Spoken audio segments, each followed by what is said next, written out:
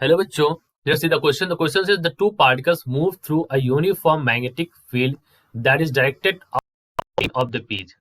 The given figure shows the paths taken by the two particles as they move through the field. The particles are not subjected to any other forces or fields. Which one of the following statements concerning these particles is true? तो अब इस प्रश्न को हल करने के लिए जो हमारे पास की कॉन्सेप्ट हम यूज करेंगे बच्चों, दैट की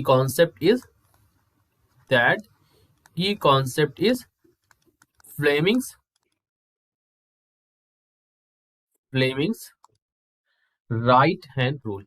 क्या लगाएंगे यहां पर? Fleming's right hand rule. ठीक, क्यों लगाएंगे? देखो यहां पर दो पार्टिकल है, एक ये 1 है, एक ये 2 है।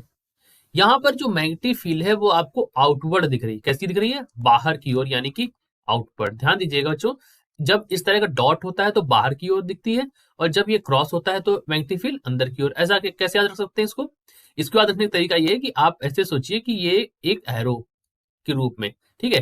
तो अगर बाहर की तरफ ये आएगा तो आपको पॉइंटेड दिखेगा, और अगर पीछे की ओर आएगा, मतलब अंदर की ओर जाएगा ये एरो, तो आपको बैक दिखेगा इसका, और ये आपको इनवर्ड दिखेगी। तो ये तो एक एक्स्ट्रा मैंने आपको समझाने के लिए यहाँ पर बताया कि जब इनवर्ड होती है तो आपको क्रॉस दिखता है। ठीक, तो अब अपने क्वेश्चन पे चलते हैं। तो इन्होंने कहा यहाँ पर आपको दिखाई दे रहा है कि ये क्या है? आउटवर्ड आ रही है। ठीक, ये आउटवर्ड आ रही है। तो यहाँ पर क्योंकि हमें ये डॉट के फॉर्म में दिख रहा है तो आउटवर्ड मैग्नेटिक फील्ड है। उन्होंने मेंशन भी कर दिया है, directed out of the plane of the base, ये भी मेंशन है। ठीक, जहां पर नहीं मेंशन होगा वहां पर आपको हिसाब से समझना है।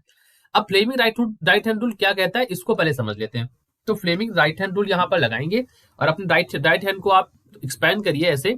उसमें देखिए, उसमें सबसे पहले क्या करिए? 4 फिंगर। ठीक है, 4 फिंगर। ठीक, उसके बाद फिर आप सेंटर फिंगर। ठीक, और उसके बाद आप यहाँ पर थंब। ठीक है, इन तीनों को आप ऐसे अरेंज करिए कि तीनों एक दूसरे के क्या हो? 90 डिग्री पर हो। ठीक है, जैसे हाथ को इससे एक्सपेंड करते हैं। ठीक, उस तरह से आप इसको फैलाइए। तो कंडीशन कुछ इस तरह से आएगी कि आपका जो फिंगर है वो इस तरह से, ये इस डायरेक्शन में आ जाएगा। ठीक, और ये जो आपका थंब है कुछ इस डायरेक्शन में आ जाएगा। मतलब ऐसे कंडीशन हो जाएगी। इस तरह से अगर आप पूरा हाथ बनाएंगे तो देखेंगे ये तीनों ही क्या है? दूसरे के 90 डिग्री है। मतलब 3D में अगर आप इसको बनाएं तो 90 डिग्रीज में बन जाएगा ये। ठीक, तो मैं यहाँ पर राइट हैंड रूल का एक फिगर आपको बना के दिखाता हूँ, लाइक दिस। तो आप यहाँ पर देखें तो ये आपका मैग्नेटिक फील्ड, ये आपका इलेक्ट्रिक करंट शो कर रहा है, और ये आपका फोर्स। ठीक है, तो मैं यहाँ पर मेंशन कर दूं कि 4 फिंगर जो होगा वो हमारा किस डायरेक्शन को शो करेगा? तो the 4 finger will show the direction of current. ठीक, और जो सेंटर फिंगर है वो किधर करेगी? मैग्नेटिक फील्ड की तरफ करेगी। तो towards centre finger point towards कहां पर? मैग्नेटिक फील्ड की तरफ करेगी। ठीक, और आपका जो थंब होगा बच्चों, thumb will point the motion of charges. Thumb कहां करेगा? Thumb will point motion of, will point towards कर सकते हैं यहाँ पर, तो टूवर्ड मोशन ऑफ चार्जेस। ठीक है, ये वाला यहाँ पर कंडीशन होगी। तो अब आप यहाँ पर अगर लगाएंगे तो आप ये देख रहे हैं कि फील्ड अंदर तरफ है। ठीक, फील्ड अंदर तरफ है, तो यहाँ पर अगर मैं यहाँ पर अप्लाई करूंगा राइट हैंड रूल दोनों पार्टिकल में, तो हमें ये समझ में आएगा जो कि दोनों पार्टिकल्स में, वो दोनों पार्टिकल क्या है कि फोर्स के अपोजिट डायरेक्शन में चल रहे हैं। तो let me also mention that कि on applying Fleming's right hand rule, let me write this in short. Fleming right hand rule, it comes out that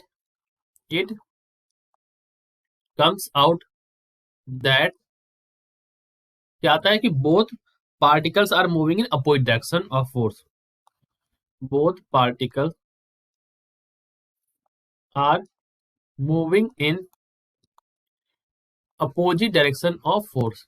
Opposite direction of force. अब इससे हम क्या कंक्लूड करेंगे? इससे कंक्लूजन निकलता है therefore